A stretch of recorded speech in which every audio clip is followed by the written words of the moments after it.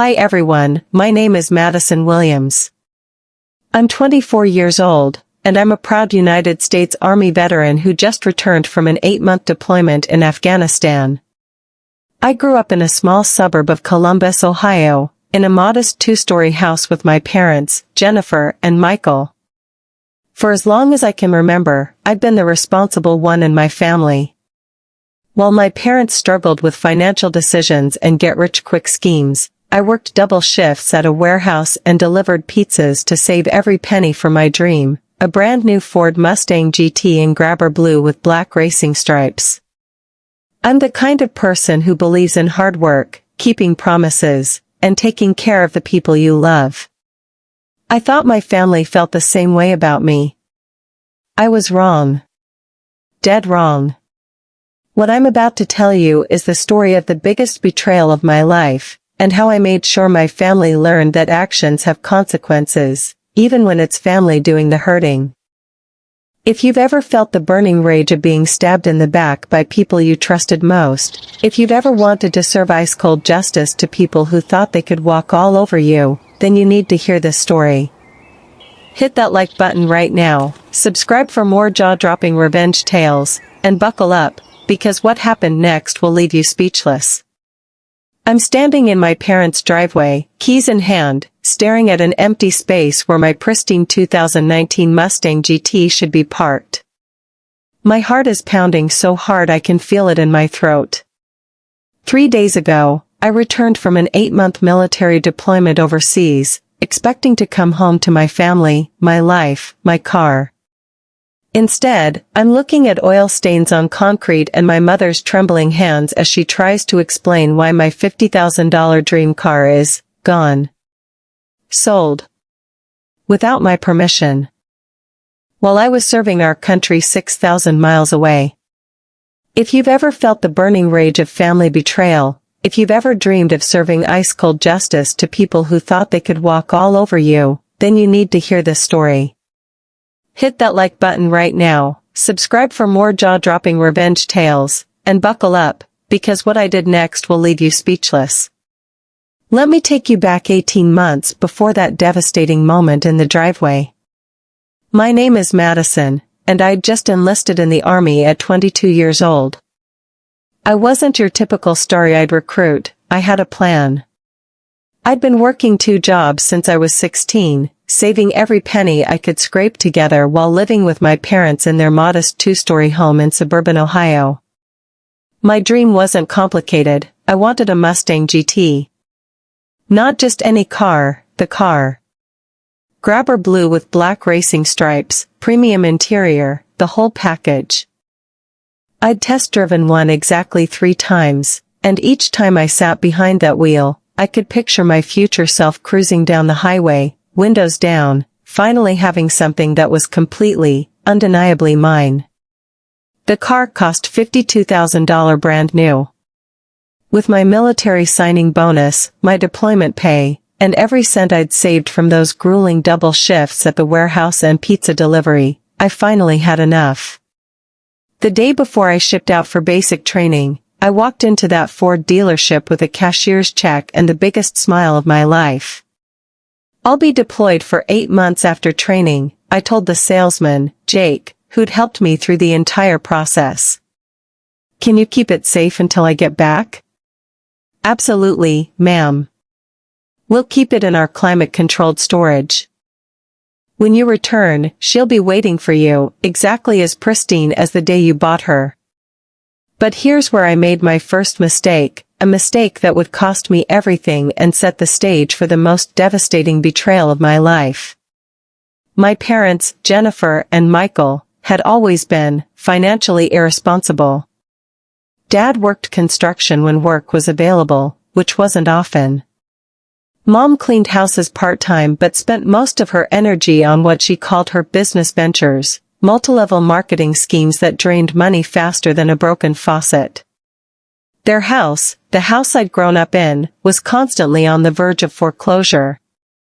Every few months, there'd be another crisis, another desperate phone call, another family meeting around the kitchen table with stacks of bills and red notices spread out like a map of financial disaster. For years, I'd watched them make excuse after excuse.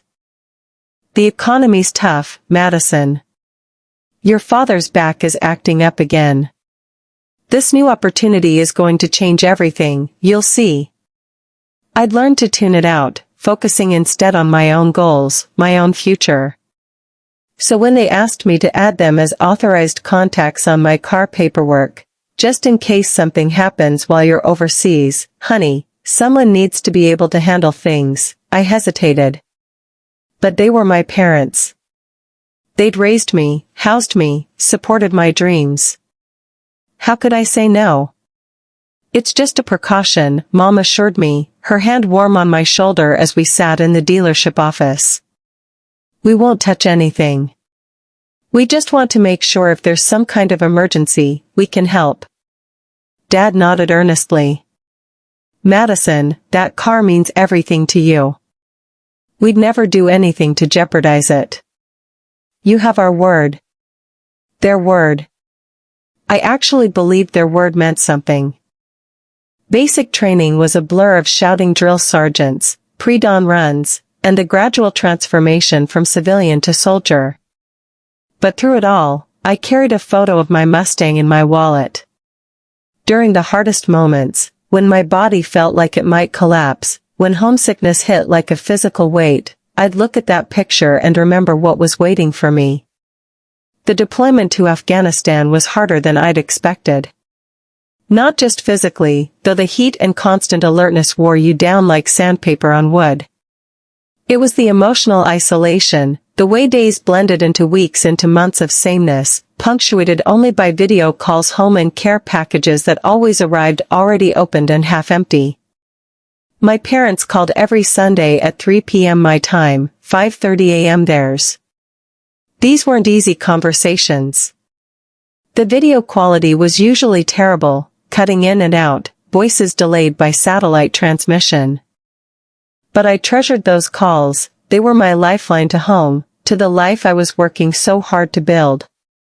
Around month 4, something started to change in those conversations. Mom seemed nervous, fidgety. Dad kept looking away from the camera. When I asked about home, about how things were going, their answers became vague. Oh, you know, same old stuff, Mom would say, wrapping her bathrobe tighter around herself. Nothing you need to worry about, sweetheart, Dad would add. You focus on staying safe over there. But I was their daughter. I knew them. I could read the worry lines that had deepened around Mom's eyes, the way Dad's voice got higher when he was hiding something. Something was wrong at home, but every time I pressed for details, they deflected. Madison, honey, you're being paranoid. Everything's fine. The house is fine, we're fine, your car is fine. Stop worrying about us and focus on coming home safe. Your car is fine. Those 4 words should have been reassuring. Instead, they sent a chill down my spine that I couldn't explain. Why did she need to specifically mention my car? I'd never asked about it directly. It was safely stored at the dealership, climate-controlled, protected. There was no reason for her to bring it up unless there was. I started having dreams about coming home to that empty driveway. I'd wake up in my narrow military cot, heart racing, telling myself I was being ridiculous. My parents weren't perfect, but they weren't thieves. They wouldn't betray me like that.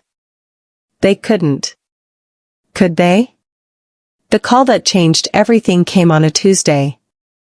I remember because Tuesdays were usually quiet, not our regular family call day, not a holiday, no special reason for contact. When I saw Mom's name on my phone at 2 a.m. local time, my stomach immediately dropped. Madison? Her voice was shaking, barely above a whisper. Mom? What's wrong? Is Dad okay? Are you hurt? We're fine, baby.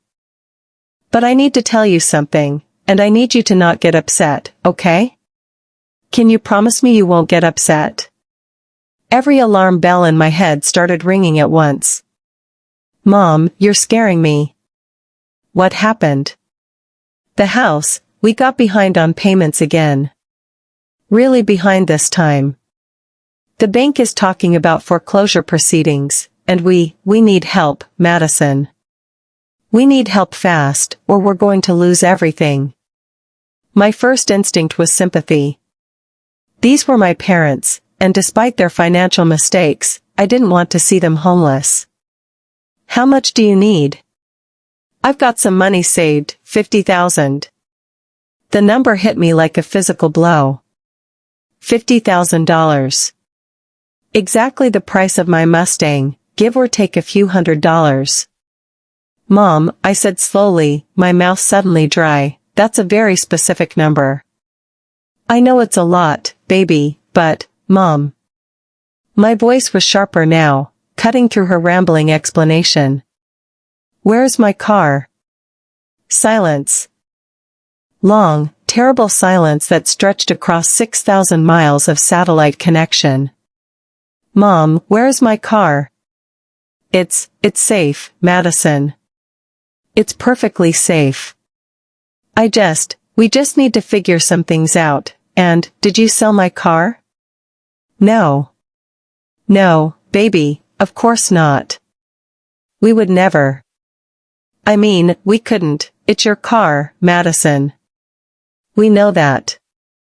We would never, but her voice was breaking, and I could hear Dad in the background, low and urgent, Jennifer, just tell her. She's going to find out anyway. Find out what? I was shouting now, loud enough that other soldiers in nearby bunks were stirring. Find out what, Mom? We borrowed against it.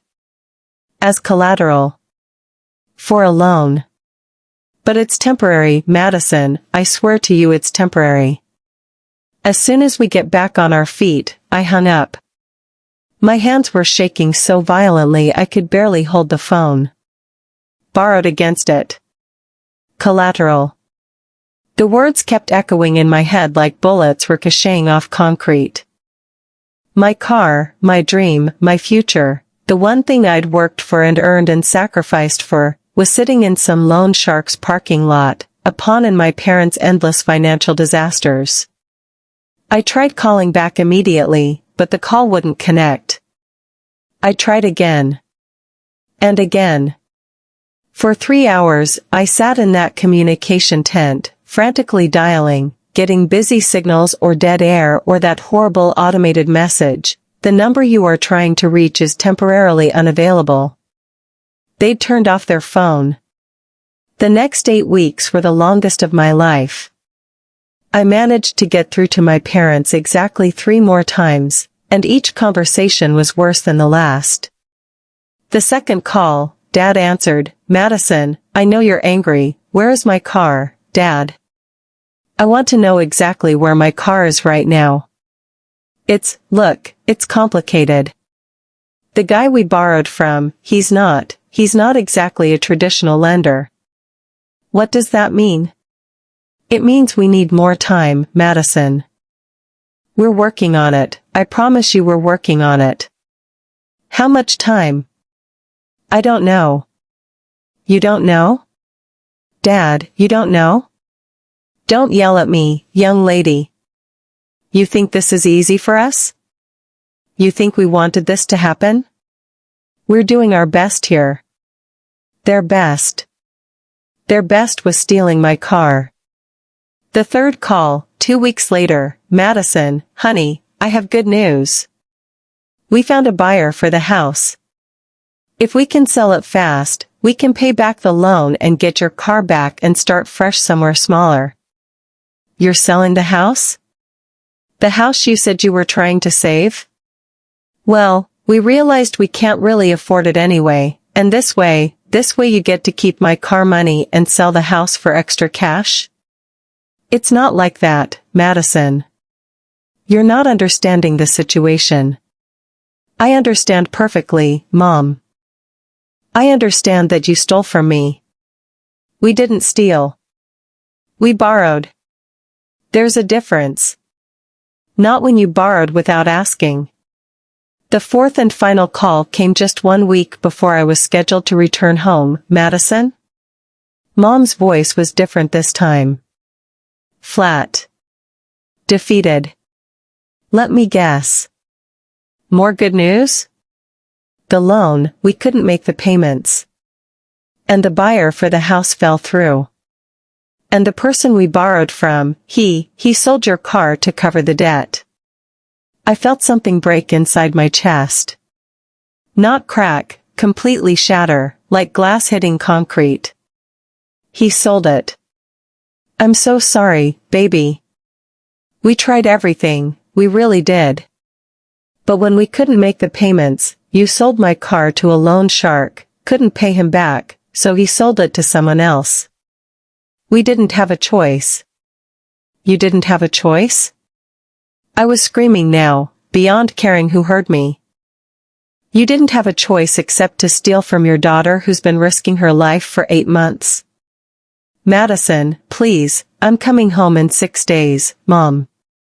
And when I get there, we're going to have a very long conversation about choices. The homecoming, rage made manifest, which brings us back to that moment in the driveway. Me, standing there with my duffel bag and my rage and the car keys to a car that no longer existed. My parents, huddled together on the front porch like children waiting for punishment. Where is it? I asked quietly.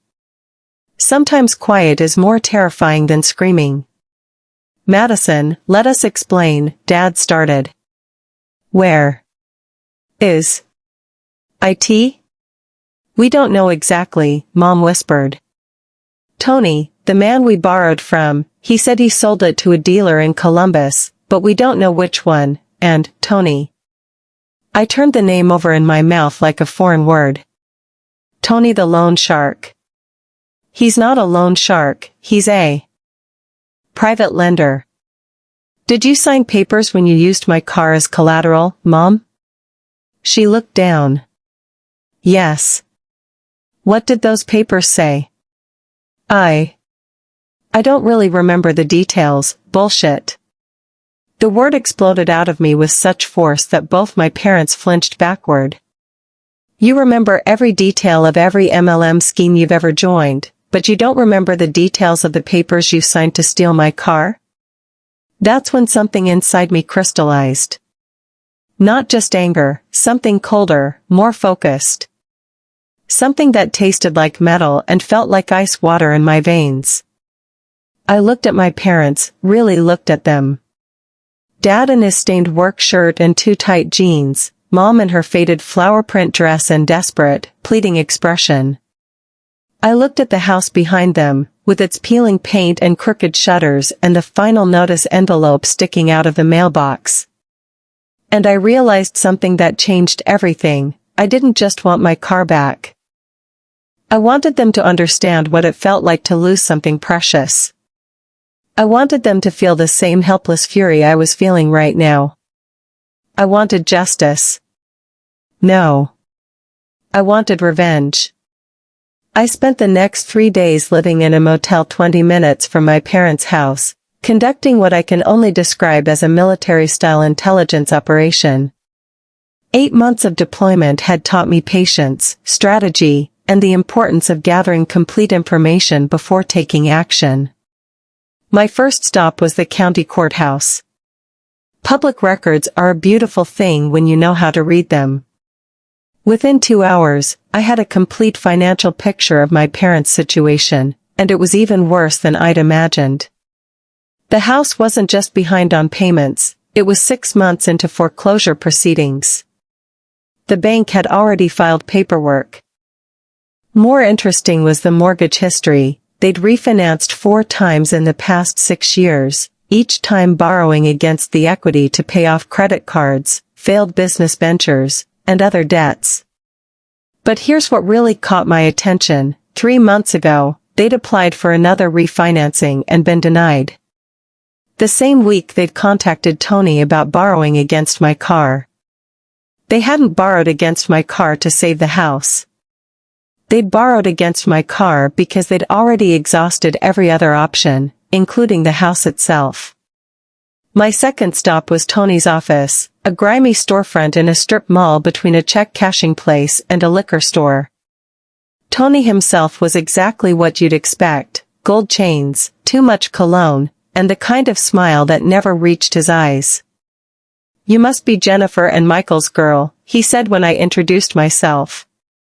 "Real shame about that car. Beautiful machine. Hated to see it go." "Where did it go?" Now, that's confidential business information.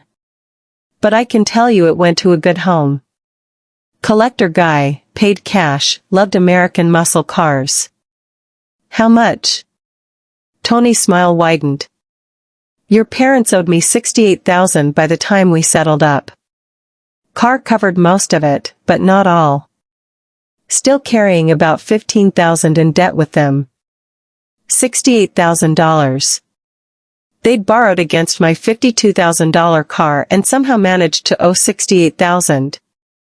What was the interest rate on the original loan? 22% monthly. Monthly. Not annually. Monthly. They'd borrowed against my car at a 264% annual interest rate. And they agreed to this? Hey, I don't force nobody to sign nothing. Your parents needed cash fast, I provided a service. Not my fault they couldn't keep up with payments. I left Tony's office with two crucial pieces of information: the VIN number of my car, which he was legally required to provide, and the name of the collection agency he'd sold my parents' remaining debt to. My third stop was that collection agency. Here's what most people don't understand about debt collection: it's a business built on buying debt for pennies on the dollar and then squeezing debtors for as much as possible.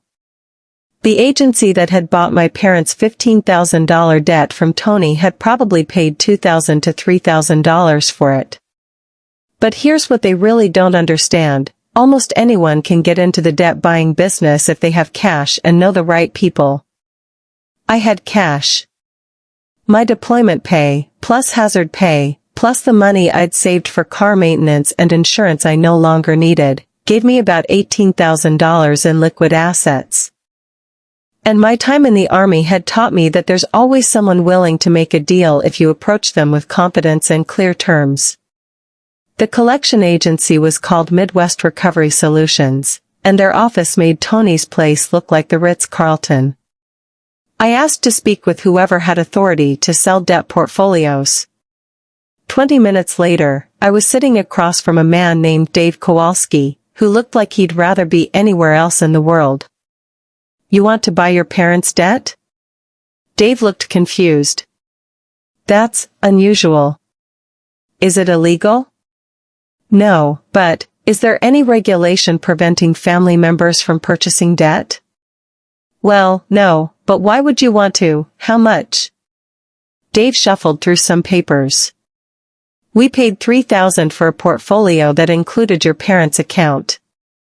Their portion would be, call it $400.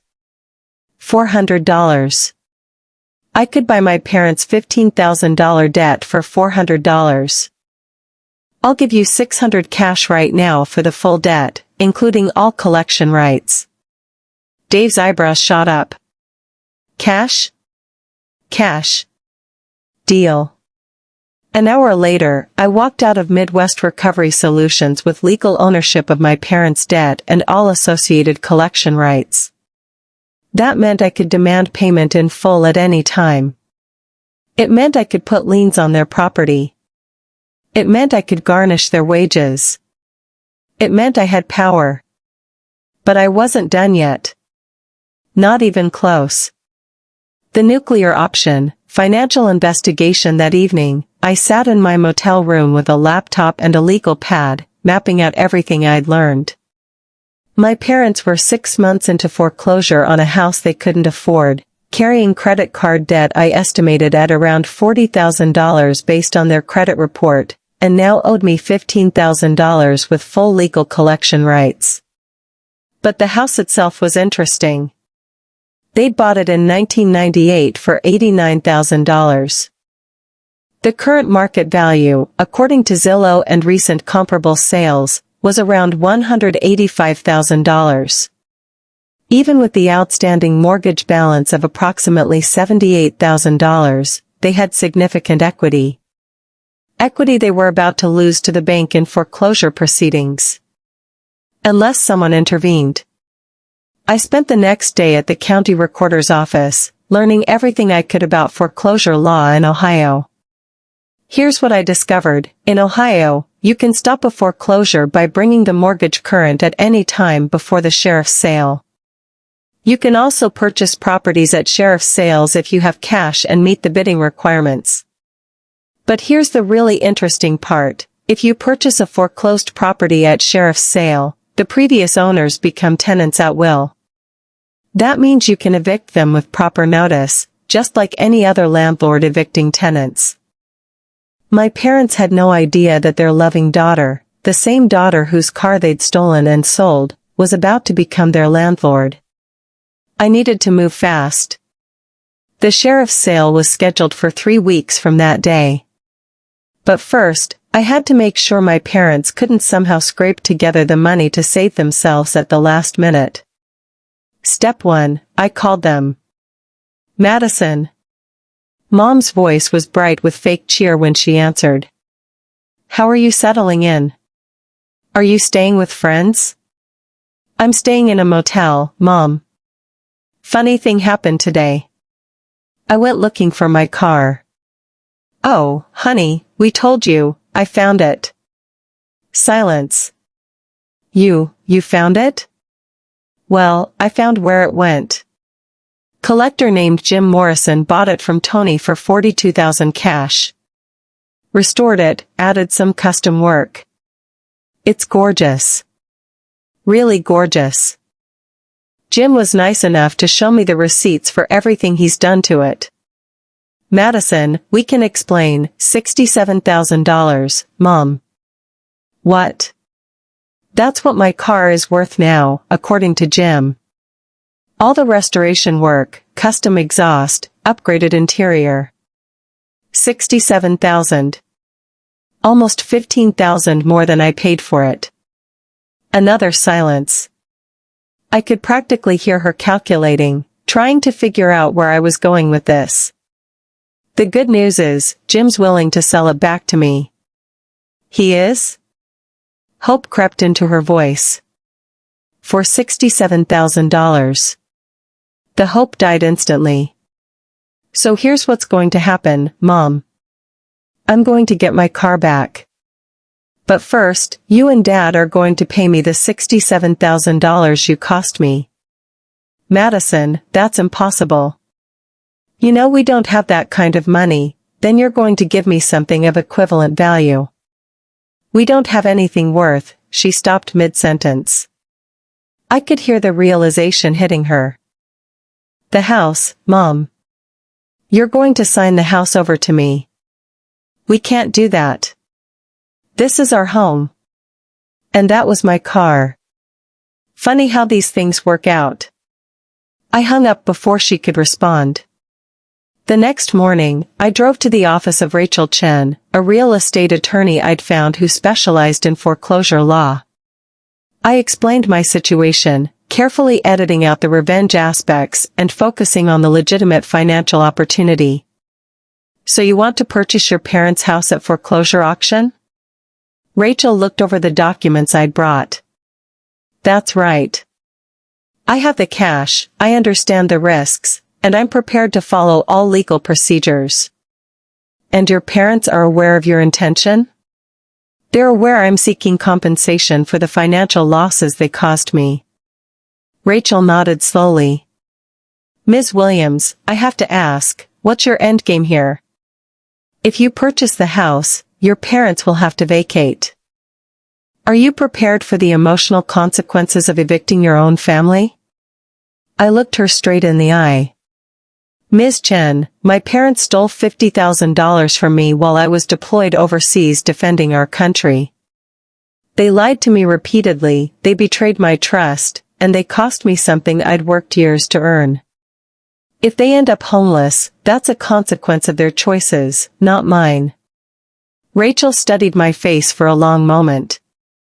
All right, Ms. Williams. Let's discuss strategy. While Rachel prepared the legal paperwork for the foreclosure auction, I took care of the debt collection myself.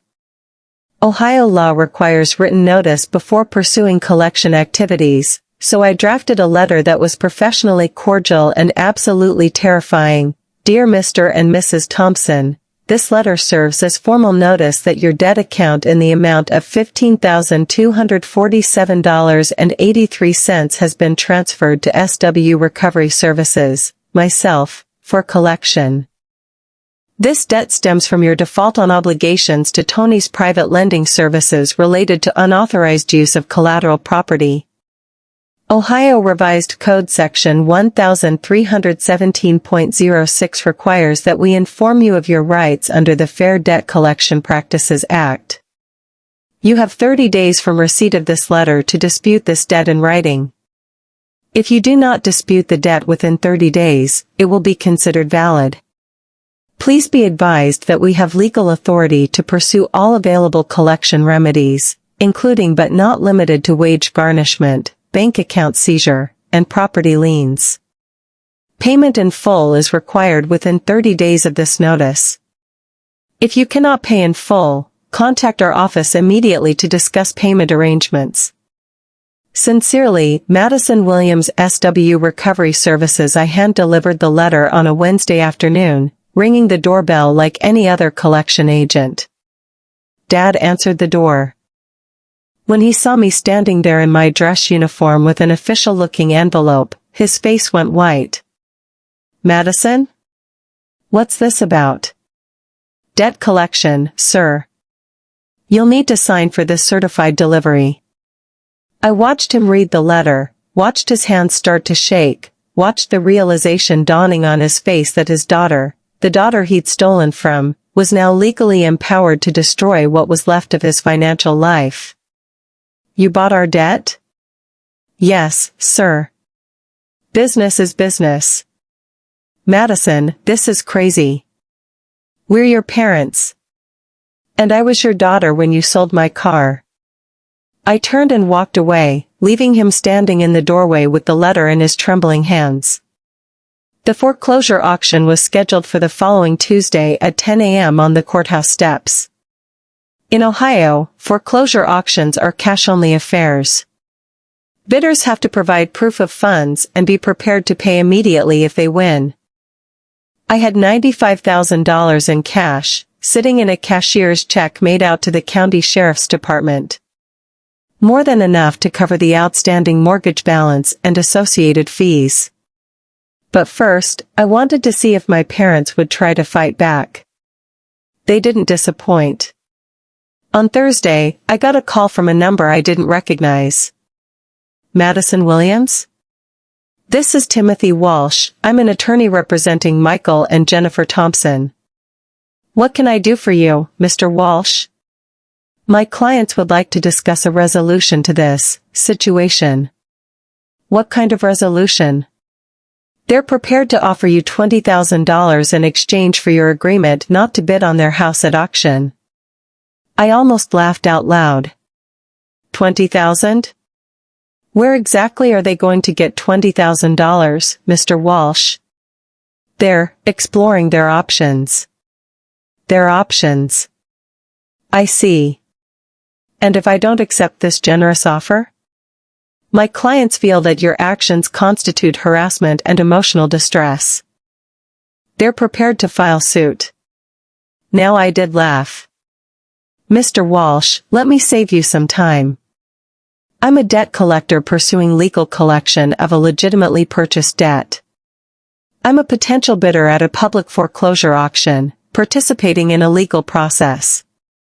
Every single action I've taken has been completely within my legal rights. If your clients want to sue me for following the law, they're welcome to try. Ms. Williams, these are your parents we're talking about.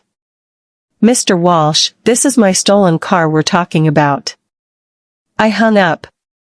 Tuesday morning dawned clear and cold, one of those crisp October days where the air feels like it could cut glass. I arrived at the courthouse at 9:30 a.m., dressed in my service uniform, carrying my cashier's check and all the required documentation. There were maybe a dozen other potential bidders milling around, mostly investors and flippers who specialized in foreclosure properties. None of them looked like they had serious money. My parents arrived at 9:45. They looked broken. That's the only word for it. Mom was wearing the same dress she'd had on the day I came home, but it looked like she'd slept in it. Dad's face was gray, aged about 10 years in the past 2 weeks. When they saw me standing there in my uniform with my paperwork, Mom started crying. "Madison, please," she called out across the courthouse steps. "Please don't do this. This is our home." Every head turned to look at us. The other bidders, the courthouse staff, random passers-by, everyone could see the family drama unfolding on the steps of justice. I walked over to my parents slowly, deliberately. When I was close enough that only they could hear me, I spoke quietly. "This was my dream, Mom. My car was my dream, and you sold it to pay for your mistakes. Now you get to learn what it feels like." At exactly 10 a.m., the sheriff's deputy began the auction proceedings. "Ladies and gentlemen, we're here for the foreclosure sale of 1247 Maple Street, Westerville, Ohio. Minimum bid is $78,324 to cover outstanding mortgage and fees." "Do I have an opening bid?" "$79,000, called out one of the investors. $80,000, said another. $85,000. I waited. Let them bid each other up, waste their energy on small increments. When the bidding reached $87,000 and started to slow down, I raised my hand. $95,000. Silence. Complete silence. The other bidders looked at each other, then at me, then at my cashier's check. They knew they were outgunned. "Do I hear 96? The deputy called. Nothing. Going once at $95,000, going twice, sold to bidder number 7 for $95,000. Bidder number 7. Madison Williams. The daughter who'd just bought her parents' house out from under them. The legal process took another 2 weeks to finalize, but when it was over, I owned my childhood home free and clear. My parents had 30 days to vacate under Ohio tenant law. They tried everything in those 30 days. More lawyers, more threats, more desperate phone calls. Mom even showed up at my motel room at 2 a.m., sobbing and begging me to reconsider. "Madison, we raised you in that house. You took your first steps in that living room. Your father built that treehouse in the backyard with his own hands. How can you take that away from us?" I looked at my mother, really looked at her. This woman who'd changed my diapers and packed my school lunches and cheered at my high school graduation. This woman who'd also lied to my face for 8 months and sold my dream car to cover her gambling debts and financial disasters. "Mom," I said quietly, "how could you take my car away from me?" She didn't have an answer for that. On moving day, I watched from across the street as they loaded their belongings into a U-Haul truck. 23 years of memories, reduced to boxes and garbage bags. Dad struggled with the heavy furniture. His back really was bad, hadn't been lying about that part. Mom directed the process, but she kept looking back at the house, at my house, like she couldn't quite believe it was really happening. When they were done, when the truck was loaded and they were ready to drive away to whatever cheap apartment they'd found across town, Dad walked across the street to where I was standing. "I know you hate us," he said. "I know you think we got what we deserved. And maybe you're right. But Madison, we're still your parents. We still love you. And someday, when this anger burns itself out, I hope you'll remember that." He held out his hand. I looked at it for a long moment. This man's hand that had taught me to throw a softball, that had helped me with homework, that had signed the papers to steal my car. I didn't shake it. Dad nodded sadly, dropped his hand, and walked back to the truck. 5 minutes later, they drove away. I stood there for a long time, looking at my house. The house where I'd grown up, where I'd dreamed of owning that Mustang, where I'd planned my future. It needed work, new paint, roof repairs, updated plumbing. But it was mine now. Completely, legally, permanently mine. Just like my car should have been. That was 6 months ago. I still own the house, though I've never actually lived in it. I had it professionally cleaned and repaired, and now I rent it out to a nice family with 2 kids who take good care of it. The rental income more than covers the property taxes and maintenance costs. I also got my car back. Turns out Jim Morrison, the collector who bought it from Tony, had fallen on some hard times of his own. When I showed up at his garage with $67,000 cash and the original title paperwork proving I was the rightful owner, he was more than happy to make a deal. My Mustang is sitting in my garage right now, more beautiful than the day I first bought it. My parents and I don't speak anymore.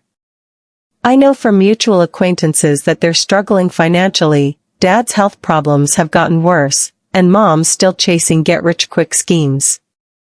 They're living in a cramped apartment on the other side of town, probably wondering every day how their daughter could have been so heartless. Sometimes I wonder that myself. But then I remember that moment in the driveway when I came home from deployment to find my dream stolen and sold. I remember the lies, the betrayal, the months of anguish overseas wondering if I'd ever see justice. I remember my mother's voice saying your car is fine when she'd already used it as collateral for a loan shark. And I remember that actions have consequences. Even for family. Especially for family. Some people might say I went too far. That family should forgive family, that blood is thicker than water, that revenge isn't worth destroying relationships over. Those people have never come home from war to find their dreams sold for scrap. I sleep just fine in my king-sized bed in my downtown apartment, knowing that my Mustang is safe in the garage below and my rental property is generating income every month. My parents made their choices when they decided to steal from me. I just helped them live with the consequences. The moment the auctioneer's gavel fell, I felt something I hadn't experienced since that first day I test drove my Mustang, pure, complete satisfaction. Not just victory, vindication. Justice. The look of absolute shock on my parents' faces as they realized their daughter had just legally taken their home was worth every penny of that $95,000. They stood there on those courthouse steps, clutching each other like survivors of a shipwreck, watching their entire world change with a single word, sold. 23 years of memories, reduced to a legal transfer of ownership. Their sense of security, their assumption that family meant unconditional protection from consequences, all of it crumbling in real time. Dad actually staggered backward when he realized what had happened. Mom just kept shaking her head, saying no, no, no over and over like she could undo reality through denial. But the most satisfying part? The moment when Mom looked directly at me and I saw the exact same expression I'd had in that driveway when I realized my car was gone. That helpless, devastated, this can't be happening to me look of someone whose entire world has just been ripped away without warning. Now she knew exactly how I felt. You know what they say about karma, sometimes it needs a little help finding its way home. My parents taught me an important lesson that day. Family isn't a shield against consequences. Trust, once broken, doesn't magically repair itself just because you share DNA. And sometimes, the people who hurt you most are the ones who assume they're safe from retaliation because of who they are to you. They thought being my parents made them untouchable. They learned differently. If this story gave you chills, if you felt that sweet satisfaction of perfect justice being served, smash that like button right now. And tell me in the comments, what's the most satisfying revenge you've ever witnessed? Have you ever had to choose between family loyalty and personal justice? I read every single comment, and trust me, your stories fuel future videos. Don't forget to subscribe and hit that notification bell, because we've got more jaw-dropping revenge tales coming your way. Until next time, remember, every action has a consequence, and sometimes those consequences have teeth.